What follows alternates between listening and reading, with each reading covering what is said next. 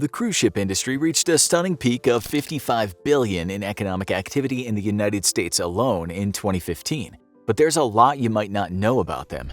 Here are some of the most interesting facts about these massive liners, including why they're registered in Liberia, of all places. Well, we know one thing about cruise ships. They're big.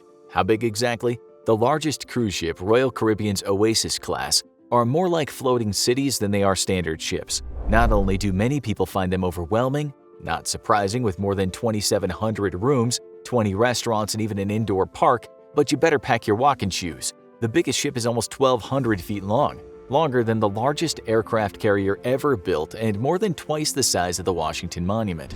But surely these aren't the largest ships ever made, right? Everyone knows that one that was bigger. There is no more famous ship than that of the Titanic. For a ship that sank more than 100 years ago, the Titanic still captures people's attention, winning Oscars and being the subject of museums around the country. There have even been replicas of the ship's final meals served. But for all that, the ship is a kind of shrimp in modern times. It could hold less than half the guests of an Oasis class, and the modern ships are 5 times as roomy. That's probably because, unlike the Titanic, no one is in the belly of the ship in third class. But no matter what cruise ship you're on, you'll probably notice some similarities. Even if you're cruising after Labor Day, you'll probably be sailing on a white ship.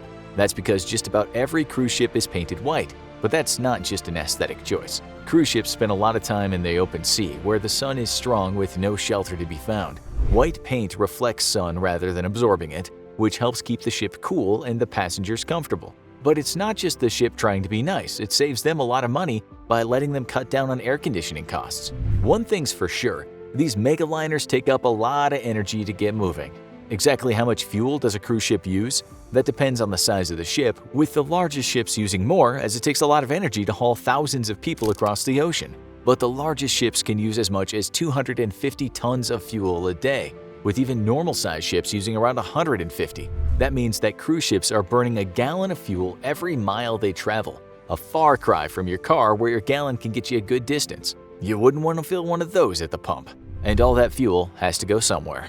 It's one of the most iconic sights of cruise ships, those massive smokestacks belching smoke and fumes into the atmosphere from the engine below. Hey, we said one of the best sights, not the best smell. In the old days, those less efficient ships needed up to 4 smokestacks to get rid of the fumes effectively, but today's cleaner-burning ships can usually get by with just 1, which raises the question, why do they still have at least 2 on most ships? Turns out people like seeing those smokestacks, and some can actually be useful for attractions. Speaking of those lower decks, there's a whole lot of world down there.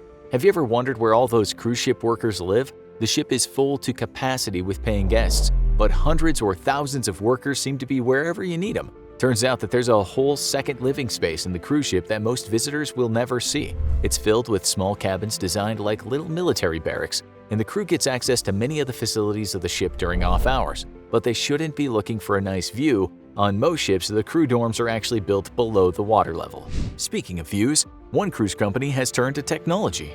It's one of the biggest compromises people make when they're trying to save money: booking an interior cabin.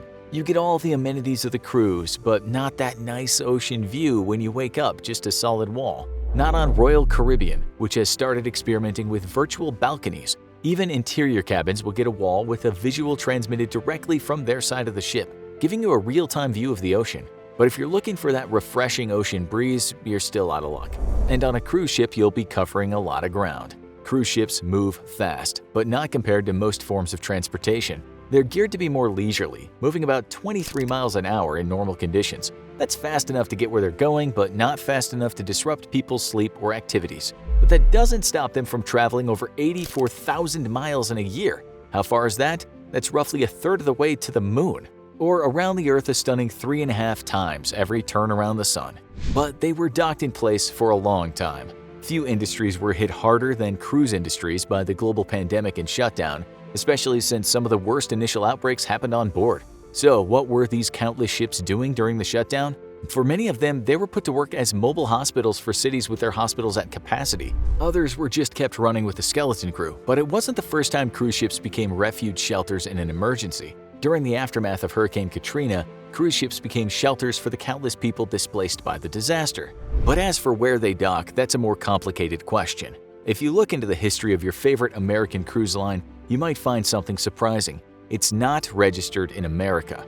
One of the most common places for cruise ships to register is Liberia, for a number of economic reasons. To register a ship with a nation and fly their flag, a company has to pay them a fee to join their ship registry, and Liberia has one of the cheapest ship registries in the world depending on the type of ship, making it a popular choice. Combined with the country's good relations with the United States and their comparably low tax rates and labor costs, it's become a favorite location. So don't be surprised when your next cruise is flying the Liberian flag. Cruise ship designers are taking care of a lot of little details, including some of the less than savory ones. Thousands of people on a cruise ship. That's a lot of flushing toilets. So where does all that stuff go? The ship doesn't start sinking after a few days at sea, which is a good thing, but that's because of a complex process that starts every time you flush. The toilets use a suction system that minimizes the need for water, and the waste is then sucked down into the treatment plant. It's filtered, aerated to speed up biodegradation, and sterilized using UV lights, and only then is it eventually released into the ocean.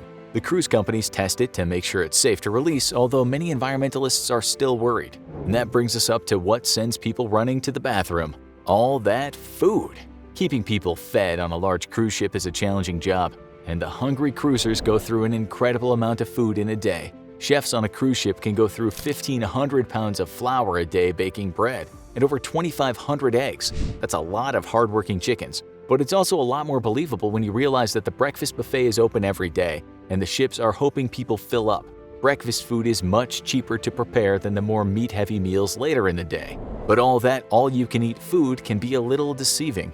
Starting your day with a breakfast buffet and returning to graze throughout the day is a ship tradition, but let the buyer beware. Even if your meals are all-inclusive, cruise ship buffets are often restocked only by need, which means food can be sitting out there for a while. The worst you'll likely encounter at the breakfast buffet is dry eggs and crunchy bacon, but for most high-end buffets there can be a reason to caution. That buffet sushi on a cruise ship might just send you running back to that suction toilet. And if you've got more adventurous tastes, the odds are there's something for you at a cost. Even if your cruise ship includes meals, expect to be tempted by upcharge experiences. Some low-cost cruises will put most of their restaurants behind that velvet rope, meaning customers will find their low-cost cruises suddenly becoming high-cost. Others will have a few elite dining experiences like high-end steakhouses, but many modern cruises add some unique and even bizarre dining experiences, such as an Alice in Wonderland-themed molecular cuisine price-fixe dinner or a multi-course chocolate tasting menu.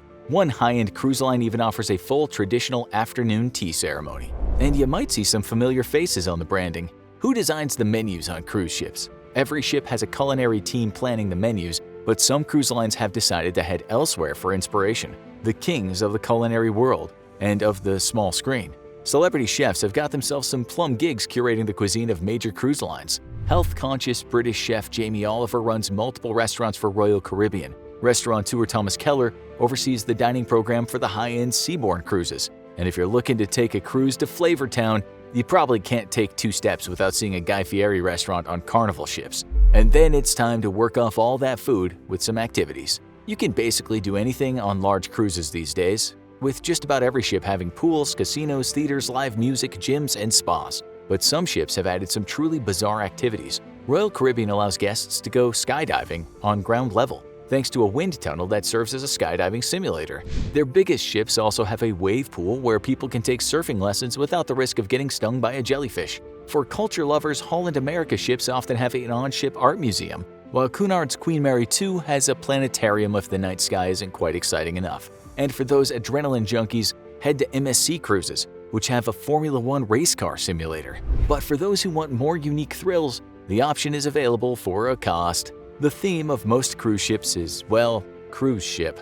But for dedicated fans, it's possible to organize cruise sailings booked entirely by fans of a specific topic, with activities themed to those fans. There have been some truly bizarre-themed cruises over the years. A yearly cruise filled entirely with Zumba fans set sail from Miami in what was possibly the sweatiest sailing ever. A cruise catering to conspiracy theorists set sail from Seattle, leading to a whole lot of arguments over whether a ship was being watched by the government or by aliens. And for something a little fluffier, a popular Miami cruise named the Meow Meow Cruise celebrates the cats everyone loves, with one ironic twist: cats aren't actually allowed on board. But have you ever considered a cruise to nowhere?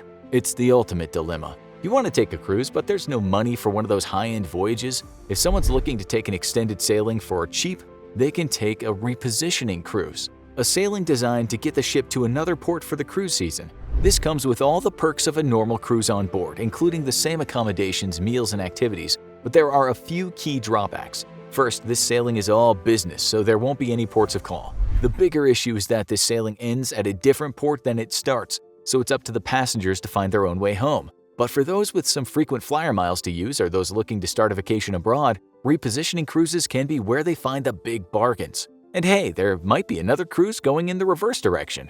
For more on another dark note in the history of cruise ships, check out Ship Disasters 6 Times Deadlier Than the Titanic You Didn't Know About, or watch this other video instead.